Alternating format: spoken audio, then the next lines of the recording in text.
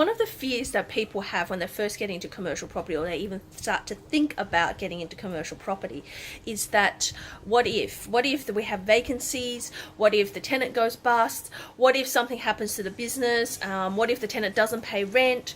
So there's all these thoughts going around in your head about the property and the tenant. So you're in an analysis by paralysis. But really, you've got to take a step back and think about that for the tenant, it's actually their livelihood. Most people, and we have 52 tenants, don't try to screw you over. They're honest people who are trying to make a living in their business, and they're trying to make their business work. So they will try absolutely everything to make their business work before it let it go bust. And you, as the owner of a commercial premise, need to understand that you need to work with your tenants to make them successful. The more successful they are, the more successful you are. That means that keeping the property up to date, keeping up your maintenance, and making sure you are there with your tenant working together. So the better you take care of the premise, the better ways that you allow your tenants to grow in your property, to renovate, add more services, help them grow. That way you have a longevity in the tenant, and your tenant's also building goodwill. And once that goodwill is built, even if they don't want to be in the business, they can sell the business